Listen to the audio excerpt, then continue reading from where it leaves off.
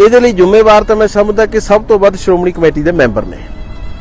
ਮੈਂ ਵੀ ਉਹਨਾਂ ਦੇ ਵਿੱਚ ਹਾਂ। ਪਿਛਲੇ ਦਿਨੀ ਪੰਜਾਬ ਦੇ ਮੁੱਖ ਮੰਤਰੀ ਭਗਵੰਤ ਸਿੰਘ ਮਾਨ ਸੁਲਤਾਨਪੁਰ ਸਾਹਿਬ ਮੱਥਾ ਟੇਕਣ ਗਏ। ਉਹਨਾਂ ਦੇ ਮੱਥਾ ਟੇਕਣ ਤੋਂ ਪਹਿਲਾਂ ਪੁਲਿਸ ਵਾਲਿਆਂ ਨੇ ਸੰਗਤ ਨੂੰ ਉਹਨਾਂ ਨੂੰ ਇਸ ਤਰੀਕੇ ਨਾਲ ਬਿਠਾਇਆ ਜਿਵੇਂ ਕਿਤੇ ਅਪਰਾਧੀ ਇਕੱਠੇ ਕਰਕੇ ਇੱਕ ਪਾਸੇ ਬਿਠਾਏ ਹੋਣ। ਨੰਬਰ 2, ਪੁਲਿਸ ਵਾਲੇ ਵਰਦੀ 'ਚ ਸੀ। ਤਸਵੀਰਾਂ ਸਾਨੂੰ ਦੱਸ ਰਹੀਆਂ ਨੇ। ਬਹੁਤ ਮੰਦਭਾਗੀ ਗੱਲ ਹੋਈ। ਮੈਂ ਇਹ ਗੱਲ ਅਗਲੀ ਐਗਜ਼ੈਕਟਿਵ ਦੇ ਵਿੱਚ ਕਰਨੀ ਸੀ। ਪੰਨੂ ਨਾਂ ਦਾ ਸ਼ਾਇਦ ਮੀਤ ਪ੍ਰਧਾਨ ਸੀ ਤਰਨਤਾਰਨ ਦਾ, ਜਿਹੜਾ ਯੂਪੀ ਵਿੱਚ ਐਕਸੀਡੈਂਟ ਹੋ ਕੇ ਮਰਿਆ ਤੇ ਜਿਹਦੀ ਗੱਡੀ 'ਚੋਂ ਸ਼ਰਾਬ ਦੀਆਂ ਬੋਤਲਾਂ ਨਿਕਲੀਆਂ। ਹੋਰ ਜੋ ਕੁਝ ਨਿਕਲਿਆ ਮੈਂ ਨਹੀਂ ਉਹਦੇ ਬਾਰੇ ਬੋਲਣਾ ਚਾਹੁੰਦਾ। ਜਦੋਂ ਸ਼ਰਾਬੀਆਂ ਨੇ ਇਹੋ ਜਿਹੀਆਂ ਪੰਥਕ ਹਸਤੀਆਂ ਨੂੰ ਇਸ ਤਰ੍ਹਾਂ ਬੇਇੱਜ਼ਤ ਕਰਕੇ ਜਿਹੜਾ ਘਰ ਨੂੰ ਤੋਰਿਆ, ਇਹ ਸ਼੍ਰੋਮਣੀ ਕਮੇਟੀ ਉਸ ਦਿਨ ਮਜ਼ਬੂਤ ਨਹੀਂ ਸੀ ਹੋਈ। ਹੁਣ ਇਹ ਕਰਵਾਇਆ ਕਿਹਨੇ ਸਾਰਾ ਕੁਝ? ਤੁਸੀਂ ਇਮਾਨਦਾਰੀ ਨਾਲ ਉਹ ਦੋਸ਼ੀ ਲੱਭੋ ਤੇ ਕੌਮ ਨੂੰ ਦੱਸੋ। ਮਾਫੀ ਤੋਂ ਕੌਮ ਵਿਰੋਧ ਦੇ ਵਿੱਚ ਖੜੀ, ਪਰ ਸ਼੍ਰੋਮਣੀ ਕਮੇਟੀ ਮੈਂਬਰਾਂ ਨੇ ਤੇਜਾ ਸਿੰਘ ਸਮੁੰਦਰੀ ਹਾਲ ਦੇ ਵਿੱਚ ਖੜ ਕੇ ਪਰੇਡ ਕੀਤੀ ਕਿ ਮਾਫੀ ਬੜੀ ਚੰਗੀ ਹੈ। ਇਨਕੁਆਰੀ ਵਾਲਾ ਜੱਜ ਮੰਗੇ ਕਿ ਕੋਈ ਤੱਥ ਦਿਓ ਕਿ ਅਸੀਂ ਦੋਸ਼ੀ ਲੱਭ ਲਈਏ, ਤੇ ਸ਼੍ਰੋਮਣੀ ਕਮੇਟੀ ਕਹੇ ਵੀ ਅਸੀਂ ਨਹੀਂ ਤੱਥ ਦੇਣੇ। ਇਸ ਤੋਂ ਵੱਡਾ ਸ਼੍ਰੋਮਣੀ ਕਮੇਟੀ ਦੇ ਨਿਘਾਰ ਦਾ ਹੋਰ ਮਿਸਾਲ ਕਿਹੜੀ ਹੋ ਸਕਦੀ ਹੈ? ਵਾਹਿਗੁਰੂ ਜੀ ਕਾ ਖਾਲਸਾ, ਵਾਹਿਗੁਰੂ ਜੀ ਕੀ ਫਤਿਹ। ਗੁਰੂ ਰੂਪ ਖਾਲਸਾ ਸਾਧ ਸੰਗਤ ਜੀ, ਸੱਸਾ ਸਿਆਣਪ ਛਾੜ ਇਆਨਾ, ਹਿਕਮਤ ਹੁਕਮ ਨਾ ਪ੍ਰਪਤੀਆਨਾ, ਸਹਿਸ ਭਾਤ ਕਰਹਿ ਚੁਤਰਾਈ, ਸੰਗ ਤੁਹਾਰੇ ਏਕ ਨਾ ਜਾਈ। ਗੁਰੂ ਸਾਹਿਬ ਜੀ ਦਾ ਇਹ ਪਾਵਨ ਸੰਦੇਸ਼ ਹੈ ਕਿ ਜਿਹੜਾ ਬੰਦਾ ਹੈ ਨਾ ਚਤਰਾਈਆਂ ਨਾਲ ਤੇ ਨਾ ਸਿਆਣਪਾਂ ਦੇ ਨਾਲ ਉਹ ਆਪਣਾ ਕਦੇ ਪ੍ਰਭਾਵ ਨਹੀਂ ਪਾ ਸਕਦਾ, ਤੇ ਉਹ ਕਦੇ ਵੀ ਪਰਮਾਤਮਾ ਦੇ ਦਰ ਤੇ ਜਾਂ ਇਸ ਲੋਕ ਦੇ ਵਿੱਚ ਕਦੇ ਸਚਿਆਰ ਨਹੀਂ ਬਣ ਸਕਦਾ, ਕਿਉਂਕਿ ਇਹ ਜ਼ਿੰਦਗੀ ਅਖਲਾਕ ਤੇ ਸੱਚ ਨਾਲ ਹੀ ਇਹਦਾ ਨਿਬੇੜਾ ਹੁੰਦਾ ਹੈ। ਸੋ ਮੈਂ ਅੱਜ ਜਿਹੜੀਆਂ ਤੁਹਾਡੇ ਨਾਲ ਵਿਚਾਰਾਂ ਕਰਨ ਲੱਗਾ, ਨਾ ਇਹ ਮੇਰੀ ਕੋਈ ਸਿਆਣਪ ਹੈ ਨਾ ਮੇਰੀ ਕੋਈ ਚਤਰਾਈ ਹੈ, ਮੇਰੇ ਇਹ ਦਿਲ ਦੇ ਬਲਬਲੇ ਨੇ। ਪਿਛਲੇ ਦਿਨੀ ਗਿਆਨੀ ਹਰਪ੍ਰੀਤ ਸਿੰਘ ਜੀ ਨੇ 8ਵੇਂ ਪਾਤਸ਼ਾਹ ਦੇ ਪ੍ਰਕਾਸ਼ ਦਿਹਾੜੇ ਵਾਲੇ ਦਿਨ ਇੱਕ ਬਿਆਨ ਦਿੱਤਾ ਸੀ ਕਿ ਸ਼੍ਰੋਮਣੀ ਕਮੇਟੀ ਬਹੁਤ ਕਮਜ਼ੋਰ ਹੋ ਗਈ, ਕਿ ਅੱਜ ਉਹ ਤੋਂ ਇੱਕ ਦਿੱਲੀ ਦਾ ਲਾਲਾ ਵੀ ਨਹੀਂ ਡਰ ਰਿਹਾ। ਜੇ ਦਿੱਲੀ ਦਾ ਲਾਲਾ ਨਹੀਂ ਡਰ ਰਿਹਾ, ਸ਼੍ਰੋਮਣੀ ਕਮੇਟੀ ਕਮਜ਼ੋਰ ਹੋ ਗਈ, ਇਹ ਅਸਲ ਦੇ ਵਿੱਚ ਦੋ ਵੱਡੇ ਪ੍ਰਸ਼ਨ ਪੈਦਾ ਹੋ ਗਏ। ਮੈਂ ਉਡੀਕਦਾ ਰਿਹਾ ਕਿ ਕਿਉਂਕਿ ਜਦੋਂ ਵੀ ਅਸੀਂ ਦੇਖਿਆ ਪਿਛਲੇ ਸਮੇਂ ਵਿੱਚ ਗਿਆਨੀ ਜੀ ਬਿਆਨ ਦਿੰਦੇ ਨੇ ਤਾਂ ਉਹਨੂੰ ਤਾਇਦ ਕਰਨ ਵਾਲੇ ਅਕਾਲੀ ਦਲ ਦੇ ਵਿੱਚੋਂ, ਸ਼੍ਰੋਮਣੀ ਕਮੇਟੀ ਵਿੱਚੋਂ, ਤੇ ਜਾਂ ਫਿਰ ਕੋਈ ਧਾਰਮਿਕ ਜਿਹੜੇ ਲੋਕ ਇਸ ਵਕਤ ਬਾਦਲ ਦਲ ਨਾਲ ਜਾਂ ਇਹ ਕਮੇਟੀ ਨਾਲ ਜੁੜੇ ਹੋਏ ਨੇ, ਉਹਨੂੰ ਤਾਇਦ ਕਰਦੇ ਨੇ, ਉਹਦੀ ਵਿਆਖਿਆ ਕਰਦੇ ਨੇ, ਪਰ ਇਸ ਬਿਆਨ ਤੇ ਚੁੱਪ ਕਰ ਗਏ ਸਾਰੇ। ਸੋ ਮੈਂ ਜੋ ਮਹਿਸੂਸ ਕੀਤਾ, ਮੈਂ ਅੱਜ ਤੁਹਾਨੂੰ ਦੱਸ ਰਿਹਾ ਕਿ ਇਹ ਸ਼੍ਰੋਮਣੀ ਕਮੇਟੀ ਦਰਅਸਲ ਕਿੰਨੀ ਕਮਜ਼ੋਰ ਹੋ ਚੁੱਕੀ ਹੈ, ਕੀ ਇਹਦੇ ਹਾਲਾਤ ਨੇ। ਇਹਦੇ ਲਈ ਜ਼ਿੰਮੇਵਾਰ ਤਾਂ ਮੈਂ ਸਮਝਦਾ ਕਿ ਸਭ ਤੋਂ ਵੱਧ ਸ਼੍ਰੋਮਣੀ ਕਮੇਟੀ ਦੇ ਮੈਂਬਰ ਨੇ। ਮੈਂ ਵੀ ਉਹਨਾਂ ਦੇ ਵਿੱਚ ਹਾਂ। ਪਿਛਲੇ ਦਿਨੀ ਪੰਜਾਬ ਦੇ ਮੁੱਖ ਮੰਤਰੀ ਭਗਵੰਤ ਸਿੰਘ ਮਾਨ ਸੁਲਤਾਨਪੁਰ ਸਾਹਿਬ ਮੱਥਾ ਟੇਕਣ ਗਏ। ਉਹਨਾਂ ਦੇ ਮੱਥਾ ਟੇਕਣ ਤੋਂ ਪਹਿਲਾਂ ਪੁਲਿਸ ਵਾਲਿਆਂ ਨੇ ਸੰਗਤ ਨੂੰ ਉਹਨਾਂ ਨੂੰ ਇਸ ਤਰੀਕੇ ਨਾਲ ਬਿਠਾਇਆ ਜਿਵੇਂ ਕਿਤੇ ਅਪਰਾਧੀ ਇਕੱਠੇ ਕਰਕੇ ਇੱਕ ਪਾਸੇ ਬਿਠਾਏ ਹੋਣ। ਨੰਬਰ 2, ਪੁਲਿਸ ਵਾਲੇ ਵਰਦੀ 'ਚ ਸੀ ਗੁਰੂ ਘਰ ਦੇ ਵਿੱਚ। ਨੰਬਰ 3, ਉਹਨਾਂ ਦੇ ਬੈਲਟ ਲਾਈ ਹੋਈ ਸੀ। ਅਮੂਮਨ ਜੇ ਪੁਲਿਸ ਵਾਲਿਆਂ ਨੇ ਮੱਥਾ ਟੇਕਣਾ ਹੈ, ਅੰਦਰ ਦਰਬਾਰ ਸਾਹਿਬ ਦੇ ਵਿੱਚ ਜਾਣਾ, ਤਾਂ ਪੁਲਿਸ ਵਾਲੇ ਕਦੇ ਬੈਲਟ ਲਾ ਕੇ ਨਹੀਂ ਜਾਂਦੇ, ਜੇ ਵਰਦੀ ਨਾਲ ਵੀ ਜਾਂਦੇ ਨੇ। ਪਰ ਉਹ ਤਸਵੀਰਾਂ ਸਾਨੂੰ ਦੱਸ ਰਹੀਆਂ ਨੇ। ਬਹੁਤ ਮੰਦਭਾਗੀ ਗੱਲ ਹੋਈ। ਮੈਂ ਇਹ ਗੱਲ ਅਗਲੀ ਐਗਜ਼ੈਕਟਿਵ ਦੇ ਵਿੱਚ ਕਰਨੀ ਸੀ, ਪਰ ਕਿਉਂਕਿ ਹੁਣ ਗਿਆਨੀ ਜੀ ਦਾ ਬਿਆਨ ਆ ਗਿਆ ਤੇ ਅੱਜ ਇਸ ਕਰਕੇ ਮੈਂ ਤੁਹਾਡੇ ਸਾਰਿਆਂ ਦੇ ਸਾਹਮਣੇ ਕਰ ਰਿਹਾ। ਕੋਈ ਸਿੱਖ ਦੱਸ ਦੇਵੇ ਕਿ ਕਪੂਰਥਲੇ ਦੇ ਨਾਲ ਸੰਬੰਧਿਤ ਕਿਸੇ ਸ਼੍ਰੋਮਣੀ ਕਮੇਟੀ ਮੈਂਬਰ ਦਾ, ਜਿਨ੍ਹਾਂ ਦੇ ਉਹ ਹਲਕੇ ਨੇ, ਜਿਨ੍ਹਾਂ ਦੀਆਂ ਉਹ ਜ਼ਿੰਮੇਵਾਰੀਆਂ ਨੇ, ਜਿਹੜੇ ਉੱਥੇ ਬੈਠੇ ਨੇ, ਜਿਨ੍ਹਾਂ ਨੂੰ ਸੰਗਤ ਨੇ ਚੁਣ ਕੇ ਭੇਜਿਆ, ਕਿਸੇ ਦਾ ਬਿਆਨ ਅਸੀਂ ਸੁਣਿਆ ਜਿਨ੍ਹਾਂ ਨੇ ਕਿਹਾ ਹੋਵੇ ਕਿ ਇਹ ਮੁੱਖ ਮੰਤਰੀ ਦੀ ਆਮਦ ਤੇ ਇਹ ਬਹੁਤ ਮਾੜੀ ਘਟਨਾ ਵਾਪਰੀ। ਤੋ ਜਿਹੜੇ ਇੱਕ ਬਗਾਨੀ ਪਾਰਟੀ ਦੇ ਮੁੱਖ ਮੰਤਰੀ ਦੇ ਇਸ ਹੋਈ ਜਿਹੜੀ ਮਾੜੀ ਗੱਲ ਹੈ ਉਹਦੇ ਤੇ ਬੋਲਣ ਨੂੰ ਤਿਆਰ ਨਹੀਂ, ਤੇ ਫਿਰ ਹੁਣ ਤੁਸੀਂ ਹਿਸਾਬ ਲਾਓ ਕਿ ਜਦੋਂ ਉਹਨਾਂ ਦਾ ਮੁੱਖ ਮੰਤਰੀ ਇਹੋ ਜਿਹੇ ਕੰਮ ਕਰਦਾ ਹੋਊਗਾ ਕਿ ਕੋਈ ਤਵੱਕੋ ਅਸੀਂ ਰੱਖ ਸਕਦੇ ਹਾਂ ਕਿ ਉਹ ਕੁਝ ਬੋਲਣਗੇ। ਬੋਲ ਸੋ ਧਰਮੀ ਜਿਹੜਿਆ ਮੋਨ ਕੱਤ ਧਾਰੀ ਰਾਮ। ਇਸ ਕਰਕੇ ਕਮੇਟੀ ਕਮਜ਼ੋਰ ਹੋ ਚੁੱਕੀ ਆ। ਚਾਹੀਦਾ ਇਹ ਸੀ ਕਿ ਸਭ ਤੋਂ ਪਹਿਲਾਂ ਉੱਥੋਂ ਦੇ ਕਮੇਟੀ ਮੈਂਬਰਾਂ ਦਾ ਬਿਆਨ ਆਉਂਦਾ। ਕਪੂਰਥਲੇ ਦੇ ਐਸਐਸਪੀ ਨੂੰ ਇਹ ਗੱਲ ਕਹਿੰਦੇ ਕਿ ਤੇਰੀ ਜ਼ਿੰਮੇਵਾਰੀ ਸੀ, ਮਾੜੀ ਗੱਲ ਹੋਈ।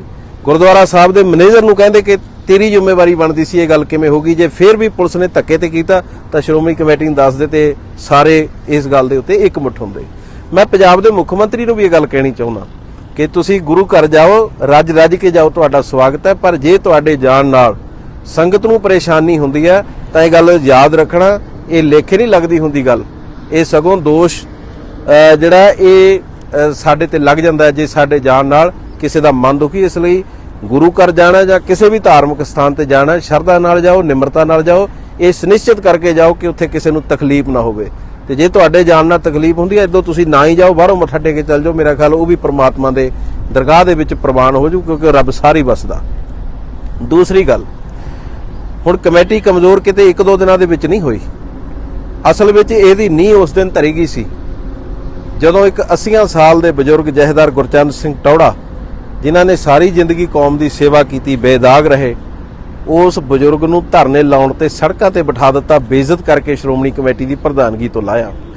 ਜਿਸ ਦਿਨ ਇੱਕ ਉਹ ਸਿੱਖ ਜਿਹਨੇ ਸਾਰੀ ਜ਼ਿੰਦਗੀ ਕੌਮ ਦੇ ਲੇਖੇ ਲਾਈ, ਜਿਨ੍ਹਾਂ ਨੇ ਆਪਣਾ ਜਵਾਨੀ ਕੌਮ ਦੇ ਲੇਖੇ ਲਾ ਦਿੱਤੀ, ਔਰ ਜਿਨ੍ਹਾਂ ਨੂੰ ਅਸੀਂ ਕਿਹਾ ਕਿ ਇਹਨਾਂ ਨੇ ਸਾਡੀ ਡਿੱਗੀ ਪੱਗ ਸਾਡੇ ਸਿਰ ਤੇ ਰੱਖੀ। ਮੇਰੀ ਕਹਿਣ ਤੋਂ ਭਾਵ ਜਥੇਦਾਰ ਸਿੰਘ ਸਾਹਿਬ, ਭਾਈ ਰਣਜੀਤ ਸਿੰਘ ਸਾਹਿਬ, ਉਹਨਾਂ ਨੂੰ ਬੇਇੱਜ਼ਤ ਕਰਕੇ ਅਕਾਲ ਤਖਤ ਸਾਹਿਬ ਤੋਂ ਲਾਇਆ। ਗਿਆਨੀ ਹਰਪ੍ਰੀਤ ਸਿੰਘ ਜੀ, ਲਾਉਣ ਵਾਲਿਆਂ ਬਾਰੇ ਕਦੇ ਘੋਖ ਕਰਿਓ ਕਿ ਕੌਣ ਸੀ। ਉਹਨਾਂ ਦੇ ਵਿੱਚ ਇੱਕ ਪੰਨੂ ਨਾਂ ਦਾ ਸ਼ਾਇਦ ਮੀਤ ਪ੍ਰਧਾਨ ਸੀ ਤਰਨਤਾਰਨ ਦਾ, ਜਿਹੜਾ ਯੂਪੀ ਵਿੱਚ ਐਕਸੀਡੈਂਟ ਹੋ ਕੇ ਮਰਿਆ ਤੇ ਜਿਹਦੀ ਗੱਡੀ 'ਚੋਂ ਸ਼ਰਾਬ ਦੀਆਂ ਬੋਤਲਾਂ ਨਿਕਲੀਆਂ।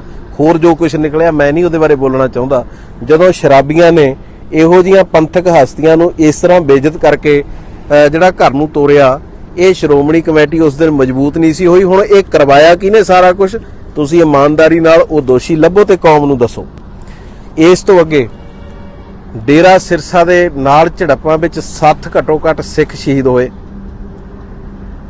ਉਸੇ ਡੇਰੇ ਵਾਲੇ ਨੂੰ ਮਾਫੀ ਦਿੱਤੀ ਗਈ, ਜਿਸ ਮਾਫੀ ਦੇ ਸੰਬੰਧ 'ਚ ਤੁਹਾਡੀ ਅਕਾਲ ਤਖਤ ਸਾਹਿਬ ਤੇ ਬੈਠੇ ਗਿਆਨੀ ਗੁਰਮੁਖ ਸਿੰਘ ਨੇ ਬਿਆਨ ਦਿੱਤੇ।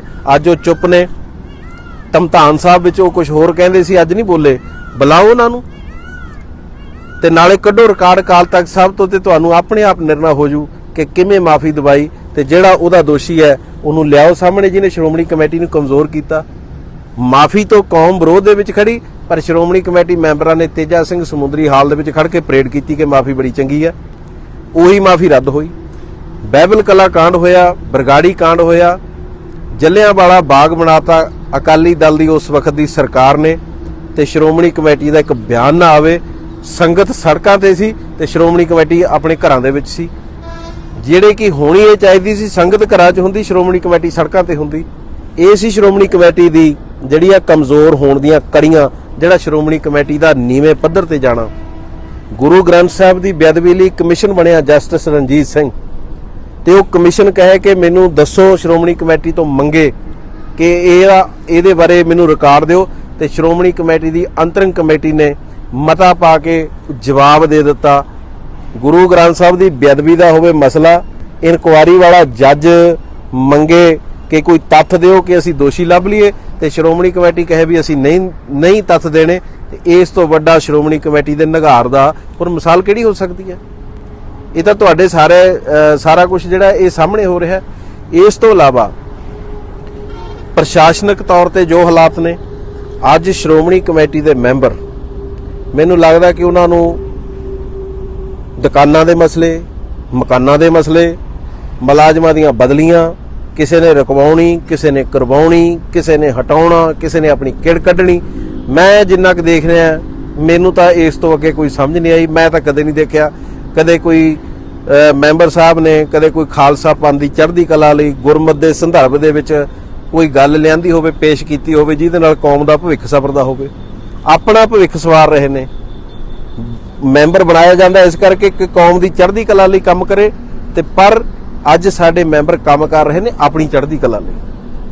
ਤੋ ਇਸ ਲਈ ਇਹਨਾਂ ਸਾਰੀਆਂ ਗੱਲਾਂ ਦੇ ਉੱਤੇ ਵਿਚਾਰ ਹੋਣਾ ਚਾਹੀਦਾ ਹੈ, ਇਹਨਾਂ ਦੇ ਨਿਰਣੇ ਹੋਣੇ ਚਾਹੀਦੇ ਨੇ ਕਿ ਇਹਦਾ ਦੋਸ਼ੀ ਕੌਣ ਹੈ।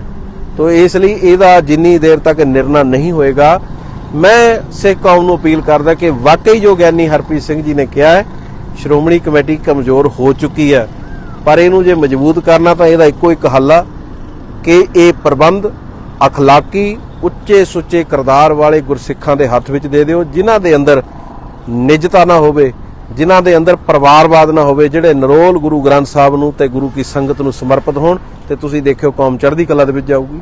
ਗੁਰਮਤਿ ਪ੍ਰਚਾਰ ਪ੍ਰਸਾਰ ਹੋਵੇ। ਅੱਜ ਈਸਾਈ ਮਤ ਮਾਝੇ ਦੇ ਵਿੱਚ ਕਿੱਡੇ ਵੱਡੇ ਪੱਧਰ ਤੇ ਫੈਲ ਗਿਆ, ਅੱਜ ਕਿੱਡਾ ਵੱਡਾ ਇਕੱਠ ਅੰਮ੍ਰਿਤਸਰ ਸਾਹਿਬ ਦੀ ਧਰਤੀ ਤੇ ਹੋਵੇ, ਤੇ ਅਸੀਂ ਸੁੱਤੇ ਰਹੀਏ। मैं समझदा ਇਹਦੇ ਲਈ ਅਸੀਂ ਸਾਰੇ ਹੀ ਜ਼ਿੰਮੇਵਾਰ ਹੋ ਜਾਂਦੇ ਆ। मैं ਇਹਦੇ ਵਿੱਚ ਕੱਲੇ ਇੱਕ ਦੋ ਨੂੰ ਨਹੀਂ ਕਹਿ ਸਕਦਾ ਕਿਉਂਕਿ ਕੱਲੀ ਸ਼੍ਰੋਮਣੀ ਕਮੇਟੀ ਨਹੀਂ ਸੰਪਰਦਾਮ, ਪਰ ਇਹ ਵੱਡੇ ਸਵਾਲ ਨੇ। ਸੋ ਇਹਨਾਂ ਸਵਾਲਾਂ ਦੇ ਜਵਾਬ ਕੌਮ ਨੂੰ ਆਪ ਲੱਭਣੇ ਪੈਣੇ ਨੇ। ਤੋ ਇਸ ਲਈ ਮੈਂ ਜਦੋਂ ਉਹਨਾਂ 20-22 ਗੁਰਸਿੱਖਾਂ ਨੇ ਜਿਨ੍ਹਾਂ ਨੇ ਮੈਨੂੰ ਜ਼ਿੰਮੇਵਾਰੀ ਦੇ ਕੇ ਅੰਤਰਿਮ ਕਮੇਟੀ ਵਿੱਚ ਭੇਜਿਆ, ਮੇਰਾ ਕਿਸੇ ਨਾਲ ਨਿੱਜੀ ਵੈਰ ਨਹੀਂ, ਮੇਰਾ ਵਿਰੋਧ ਨਹੀਂ, ਪਰ ਜਦੋਂ ਵੀ ਕੌਮੀ ਭਾਵਨਾਵਾਂ ਦੀ ਗੱਲ ਆਏਗੀ ਉਹ ਮੇਰਾ ਕਰਨਾ ਨੈਤਿਕਤਾ ਔਰ ਮੇਰਾ ਫਰਜ਼ ਬਣਦਾ। ਸੋ ਵਾਕਈ ਮੈਂ ਇਹ ਗੱਲ ਮਹਿਸੂਸ ਕਰਦਾ ਸ਼੍ਰੋਮਣੀ ਕਮੇਟੀ ਕਮਜ਼ੋਰ ਹੋਈ ਹੈ। ਇਹ ਸਿੱਖਾਂ ਦੇ ਲਹੂ ਨਾਲ, ਸਿੱਖਾਂ ਦੇ ਚਰਬੀ ਨਾਲ, ਇਹਦੇ ਵਿੱਚ 9-9 ਸਾਲ ਦੇ ਬੱਚਿਆਂ ਨੇ ਵੀ ਕੁਰਬਾਨੀਆਂ ਦਿੱਤੀਆਂ। ਤੋ ਇਸ ਲਈ ਅੱਜ ਇਹ ਤਮਾਸ਼ਾ ਨਾ ਬਣੇ। ਇਹ ਕਮੇਟੀ ਜਿਸ ਮਕਸਦ ਲਈ ਬਣਾਈ ਇਹ ਪੂਰੇ ਸੰਸਾਰ ਦੇ ਸਿੱਖਾਂ ਦੀ ਅਗਵਾਈ ਕਰੇ, ਪਰ ਇਹ ਕਰੇਗੀ ਤਾਂ ਜੇ ਇਹਦੇ ਵਿੱਚ ਤਬਦੀਲੀ ਆਏਗੀ। ਜੇ ਆਪਾਂ ਇਹ ਕਹੀਏ ਕਿ ਹੁਣ ਇਹੀ ਜਿਹੜੇ ਬੈਠੇ ਨੇ ਇਹੀ ਸਾਰਾ ਕੁਝ ਕਰਨਗੇ, ਫਿਰ ਮੈਨੂੰ ਲੱਗਦਾ ਕਿ ਸਾਡੇ ਕੋਲ ਗੱਲਾਂ ਤੋਂ ਵੱਧ ਹੋਰ ਕੋਈ ਗੱਲ ਨਹੀਂ ਰਹਿ ਜਾਏਗੀ। ਸੋ ਭੁੱਲਾਂ ਚੁੱਕਾਂ ਦੀ ਖਿਮਾ ਜੀ। ਵਾਹਿਗੁਰੂ ਜੀ ਕਾ ਖਾਲਸਾ, ਵਾਹਿਗੁਰੂ ਜੀ ਕੀ ਫਤਿਹ।